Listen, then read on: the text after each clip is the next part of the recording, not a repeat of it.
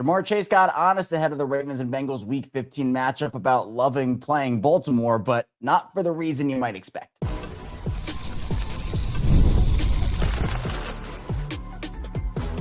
You are Locked On Ravens, your daily Baltimore Ravens podcast. Part of the Locked On Podcast Network, your team every day. You are Locked On Ravens. Welcome into the show. I'm your host, Kevin Oestreicher of Ravens Wire, here with you on the Locked On Podcast Network, your team every day, and now the #1 sports podcast network. Appreciate everybody for being here, making Locked On Ravens a part of your day, and thank you to all the everydayers, the first-time listeners, if you're somewhere in the middle.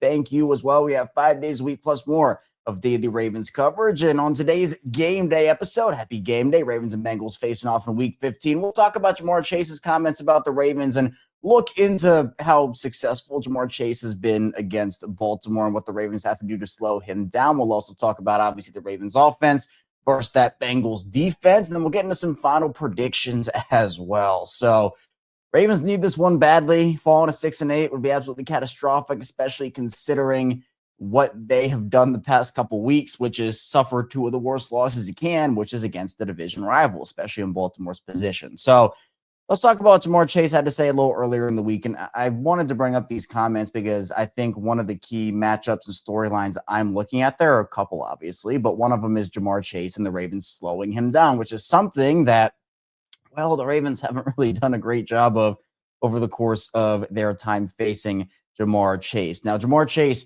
he said that he loves playing the Ravens, but he more so was talking about it along the lines of, like, he actually likes playing against the defensive backs. You know, he and Chidobe Awuzie had a relationship in Cincinnati. That's a guy that he kind of singled out and said he loves Cheeto and whatnot, but seems like obviously he has a lot of respect for guys like Marlon, Humphrey, Nate Wiggins, Kyle Hamilton, and you know, that's awesome. But at the same time, it's like, well, these guys have to figure out a way to slow him down because really the only time he has been slowed down against Baltimore was when Brandon Stevens was still in town back in 2023 when he was held to under 50 receiving yards combined in those two games that they played in 2023. But over the course of his career, Jamar Chase averages just over 7 receptions for 119 yards and just around a touchdown per game. So it's something that Baltimore's really struggled with. He has multiple 200-yard games on the docket, including a 3-touchdown game back in 2024 on that Thursday night game last season.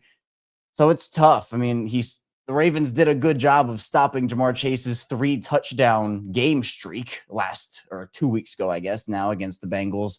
But they need to find a way to slow him down because despite that, Jamar still did have 7 catches on 14 targets for 110 yards. Didn't have that score, but still made an impact. And we saw over the course of the game on Thanksgiving that Joe Burrow, I think, was kind of feeling it out over the course of that game early on. But then I did think he figured it out, which you can't let Jamar get going in this game because there is going to be no T. Higgins in this game for the Bengals again. So the Ravens will not see T. Higgins at all this season. But Jamar said, quote, all those DBs are good work at the end of the day from the nickel spot to the outside to the safeties. They're good competition across the board and just getting good work in throughout the game. I got read those and heard those comments for the first time. Like, is he talking about the Ravens like his practice out there? Like, oh, it's good work. You're getting good work against those guys. But no, I genuinely think he means it as a sign of respect. And again, he couldn't necessarily explain why, he had the biggest receiving game against Harbaugh at the 264 on Thursday night last season, or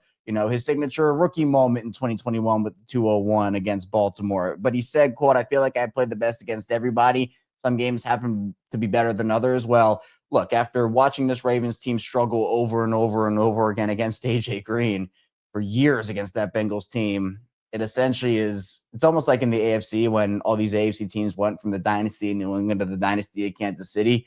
Baltimore went from the dynasty of AJ Green to the dynasty of Jamar Chase with the Cincinnati Bengals. But, that to me is still like one of the things Baltimore struggled with a lot last season. And, this year to an extent, but not as much as, it was like egregious last season at points, was letting the star receivers beat you. And while it has been better this season, there have still been moments of that throughout the year, one of which was against Chase when he was able to get going a little bit, particularly in the second half of that Ravens and Bengals game like we talked about. But if I'm the Ravens, I'm throwing every single thing I have at Jamar Chase. And, it's not like I'm spouting some crazy game plan that this team probably hasn't thought of. I mean, look, I'm sure the Ravens have Jamar Chase circled on their scouting report, but, it just seems like sometimes, in fact, not sometimes, a lot of the time, that execution for Chase in particular is just not there the way that it needs to be. And so the other receivers on this Bengals team, now knowing that T. Higgins is not going to play in the game, I mean, you don't really have a lot there, but there are still players that can make an impact for you. So, when you're talking about a guy like Andre Oshivas, right, who scored a touchdown last week against the Ravens, or 2 weeks. I keep thinking it's last week. It was 2 weeks ago against the Ravens on Thanksgiving. That's a player that's probably going to get more targets. And look, Jamar Chase has dominated target share this year in Cincinnati with 139, which is an unbelievable amount of targets. I think that's actually the league leader in targets this season. It is, yeah. League leader in targets is Jamar Chase at 139, 91 catches for just over 1,000 yards and 5 scores. But T. Higgins has actually been their touchdown guy this season. Jamar has 5 touchdowns, but T has 9. So, Marlon has struggled at times. In fact, not at times, a lot of the time, to keep up with Jamar Chase and to kind of hold him. I mean, obviously that spin move, and he's had moves against Marlon that have been tough. And again, on Thanksgiving, he struggled as well. Nate had moments against Jamar on Thanksgiving, but also struggled. I mean, I don't know. Like, it might be Chidobe Awuzie, who's the guy that I trust to go up against Jamar the most. And even that feels like it's daunting to have a guy like Jamar there, but you have to send the safety help over the top. You need to have guys that can, shade over to his side of the field, make life difficult for Jamar Chase. And you know what? If that means Iosivas beats you, if that means Chase Brown gets free a little bit more out of the backfield as a receiver, if that means the tight end trio of Noah Fant, Mike Gesicki, and Tanner Hudson can do something on that, all right, fine. Those are the plays and the guys that you live with beating you, but Jamar Chase can beat you. Jamar Chase can single-handedly beat you. And so there are a lot more things with Baltimore's defense that we'll talk about over the course of the show and just what they need to do. But Jamar Chase needs to be. I remember when they played Devontae Adams in Green Bay, and they had no one out there at cornerback. Essentially, they needed to send everybody at Devontae Adams in that game. Well, they need to do the same thing here, and they do have guys playing at corner. Baltimore, outside of the injured reserve guys, are pretty relatively healthy. I think the only guy that really is a big question mark at this point is Rashod Bateman, who obviously plays on the offensive side of the ball. So I think, if you can stop Jamar Chase, you eliminate a huge part of their offense, especially without T. Higgins playing. And look, I'm not saying anything that's not known. I'm not saying anything that's crazy, but I think, one, it was cool, Jamar paying respect to the Ravens DBs, but, in the back of his mind, he's probably thinking, man, I know I cook these guys. And the narrative has to be stopped there, because if I start seeing it again, whether they're playing off on Jamar's finding soft spots in the zone, there was the Brady wristband that he had that said fine 20 on every play. All right, Kyle Hamilton, wear your wristband. And it's not on Kyle particularly. I'm just saying, since he's the guy, and Roquan, get it on your wristband. All the defenders, get it on your wristband. Find one every play, every single play. Do not let that man beat you. I will be upset if that's the case, because we all know the capabilities that Jamar Chase has each and every single week. And now that, he and Joe Burrow are back, Burrow's had a couple weeks under his belt.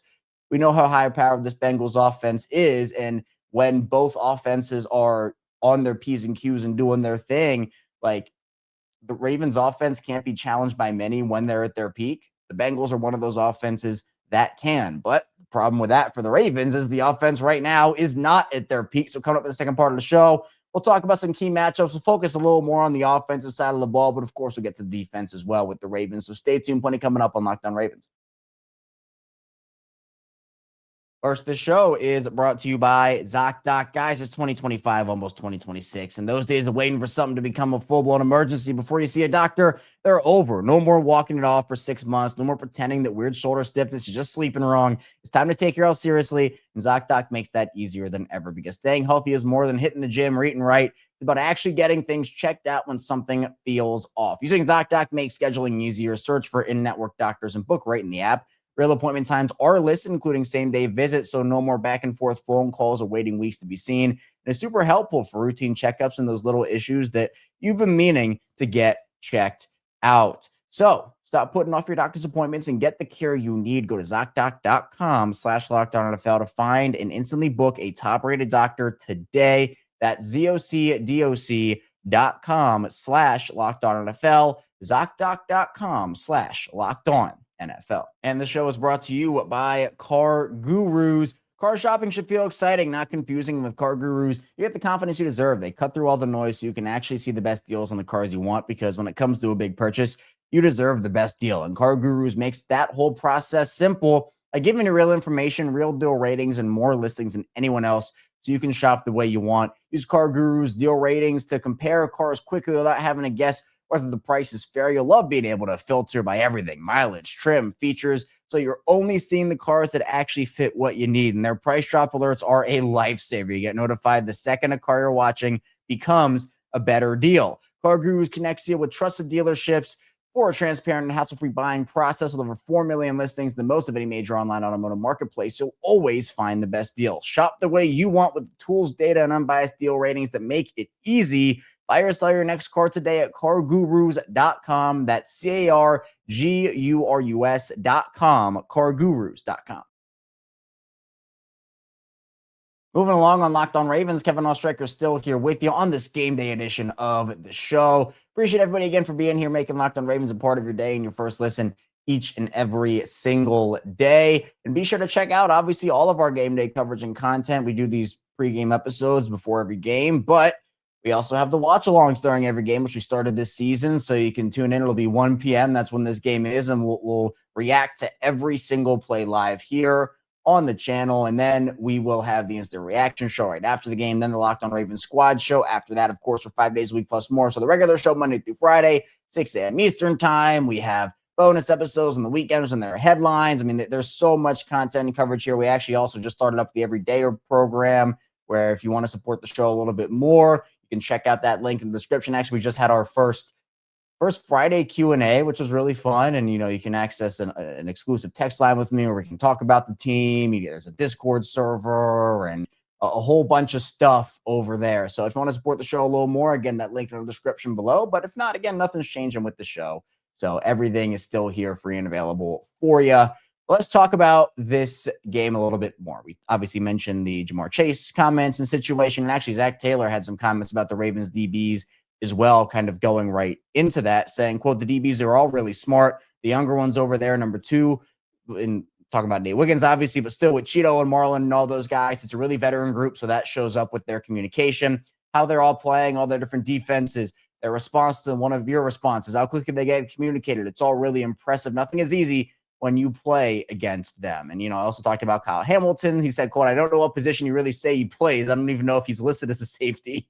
Maybe that's probably the last position he plays right now, but he is really an effective defensive end. He's an effective linebacker, effective nickel, effective cover guy," and said there's not a lot of weakness to his game. Said he's really intelligent, really long, really strong. So, a lot of praise there from the Bengals, whether it be players or coaches on that Ravens secondary group. But, I know I said we're going to get into the offense, but just quickly on Baltimore's defense right now. While they have improved, that improvement has gone away a little bit over those last couple of weeks. And obviously, I think when you look at the Pittsburgh game and how the Ravens allowed, and it was jarring to see the Ravens allow so many deep completions, not just the fact that there was a Steelers team that couldn't buy one of those over the previous month of the year, but, also kind of diving into how little the Ravens do give those up actually, where that's a big part of what their game plan is defensively. So Baltimore's pass defense right now has improved to 21st in yards per attempt given up,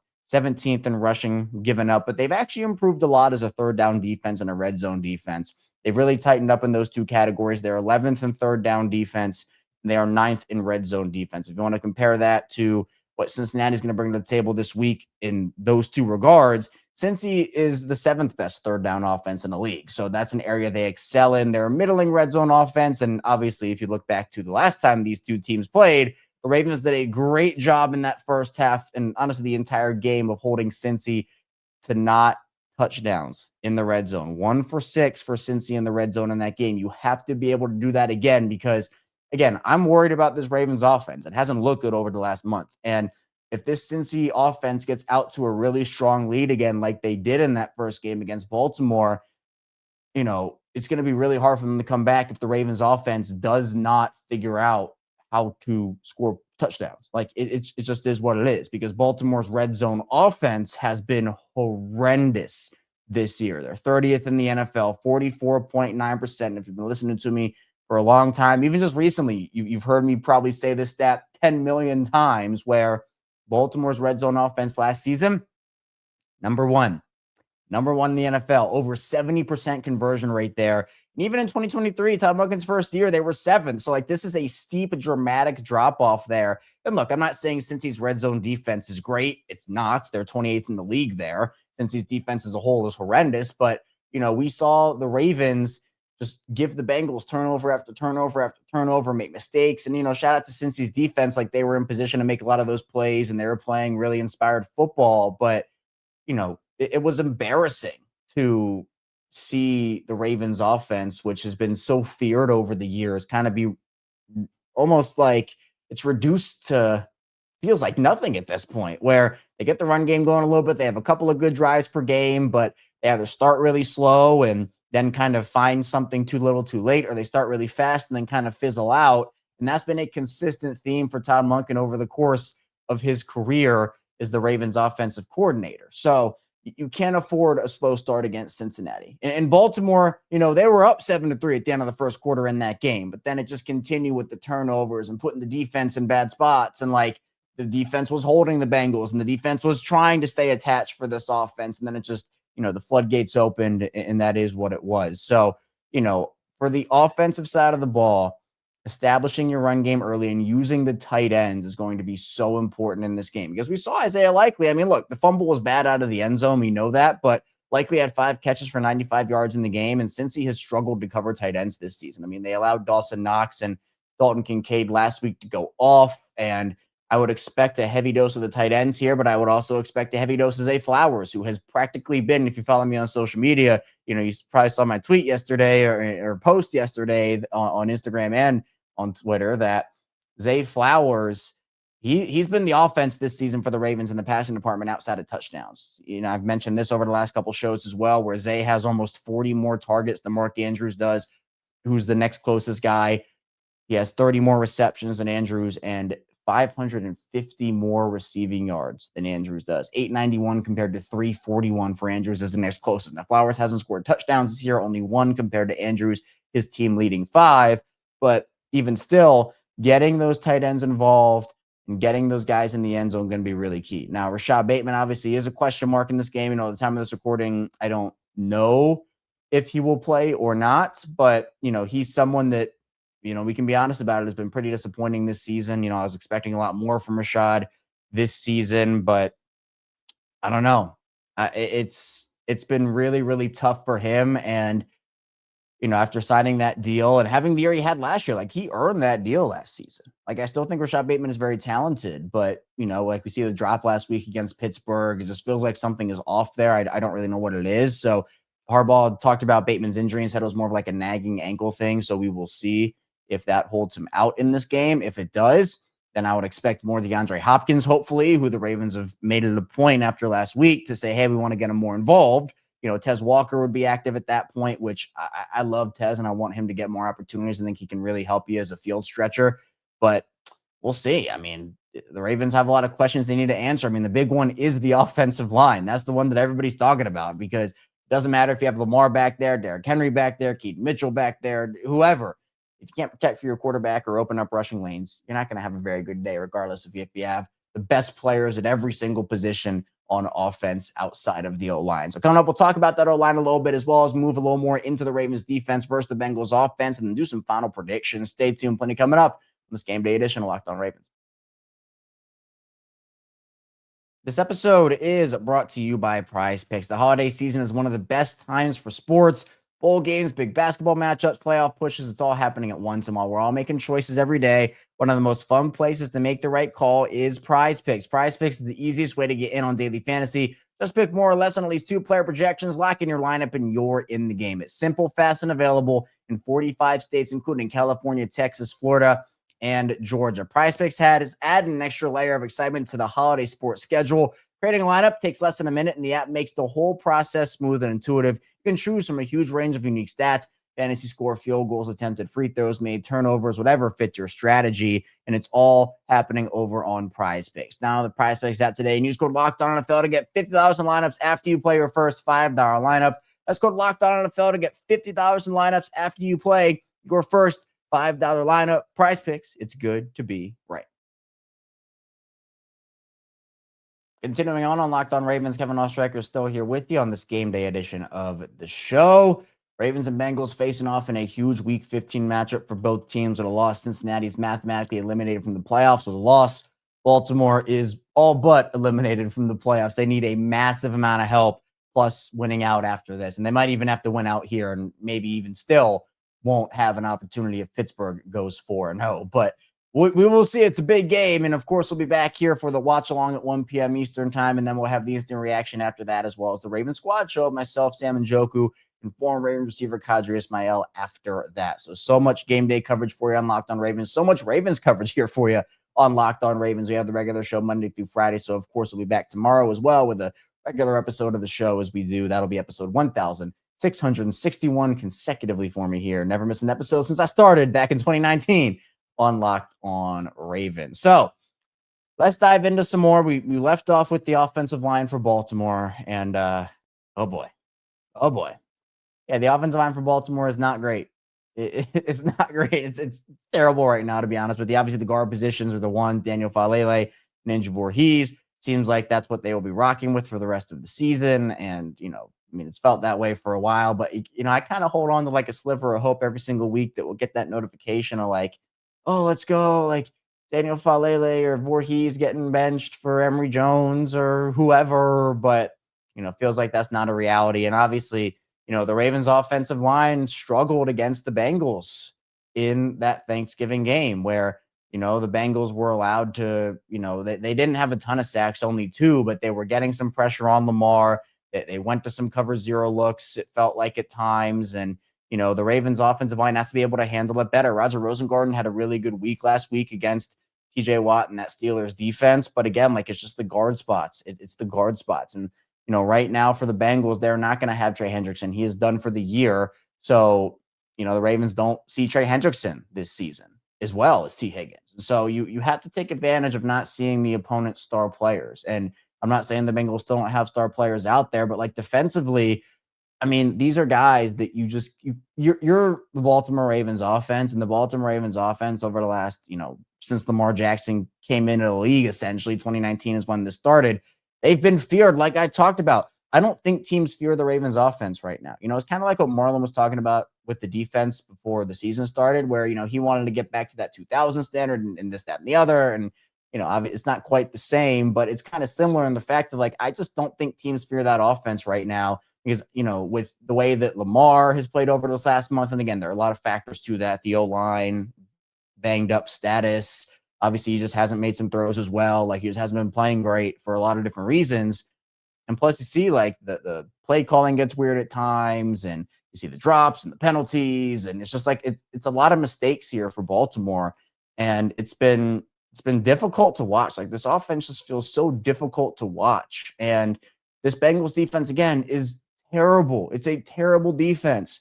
32nd in points, 32nd in yards, 32nd in first downs. I could go on and on and on. 32nd in rushing yards allowed, 31st in passing yards allowed, 31st in net yards per attempt, both passing and rushing. We could sit here for like another 30 minutes and just talk about how bad this Bengals defense is, but the Ravens let them look like the 2000 Ravens defense out there on their home field. So now Baltimore's going to Cincinnati. It's going to be a cold game. It's going to be cold out there. Actually, let me look up Cincinnati weather just to see. So by the time the game kicks off, it's looking like it's going to be about 10 degrees, 11 degrees, and it's going to feel probably in the negatives. So it's going to have to be a lot of Derrick Henry for me. Like, I think establishing the run early with Derrick Henry is going to be so huge for them, because I don't want to be tackling Derrick Henry in the cold when it feels like negative degrees or when it feels like 0 degrees out there. I don't want to do that. if I'm the Bengals defense. Derrick Henry already feels probably like tackling concrete. You want to tackle concrete in 0-degree weather? I know I don't. So let Derrick Henry bruise a little bit, beat up on the Bengals a little bit. And then as the game wears on, I'm sure that Bengals defense, by the time the fourth quarter rolls around, if you've established that already, they're not going to want to tackle him. So, at the end of the day, Baltimore, to me, Harbaugh's comments about the game flow a couple weeks ago, I'm like, okay, like I get it, but there were still times in that second quarter on Thanksgiving night where I thought they could have run the ball more. Derrick Henry can't be off the sideline with, his helmet off. You have to run this man. You signed him for a reason, not to sit on the sideline, get Keaton involved as well, obviously, but lean on your stars, lean on your talent. That's what Baltimore has to do. And then if you do establish that run game, you can work the tight end play actions. I've been saying it all year. They'll take steps up to stop the run. You can fake that. You can do an option play. Lamar will take the ball and just float it over the linebackers and even maybe some of the safeties if they're cheating down hard. So that's going to be really, really important. Obviously, defensively, we talked about it, stopping Jamar Chase at all costs, but you do want to also eliminate the ground game, which the Ravens actually, from a ground perspective, I mean, it feels like they had a great game against the run on Sunday against Pittsburgh. And, they've been improving in that area. I mentioned right now they're 17th in the NFL in rushing defense in terms of yards per attempt. But, that number was, all those numbers were way, way, way, way higher than that over the course of the first month or so of the season. But eliminating what Chase Brown brings to the table, Samaje Perine, but not letting those guys like sneak out of the backfield on passing plays. I think being aggressive in pressuring Joe Burrow, but you have to get there because when you pressure some of these top quarterbacks like Mahomes, Allen, Burrow, Lamar, et cetera, no particular order, obviously, but I'm just saying, like any of those top quarterbacks, if you don't get there, you leave those receivers one-on-one or, with weaker coverages, and it's going to be a field day. So we saw multiple times on Thanksgiving, the Ravens overrushed Joe Burrow. They couldn't get pressure on Joe Burrow, and it was just a disaster. So you need to be able to get pressure on him, make him work, and make him think. And Joe's seen a lot over the course of his career, right? Like, he's not a rookie. He's one of the best QBs in the league. So you're not going to, like, confuse him, I don't think, with anything crazy. But, making him make a tough decision is, I think, the best defense that you can have on Joe Burrow, getting pressure on him and, making sure that it actually gets there. The Ravens also getting back Darius Washington and Tavius Robinson in this game, activating both of them from the designated to return list. So that's a huge get for Baltimore.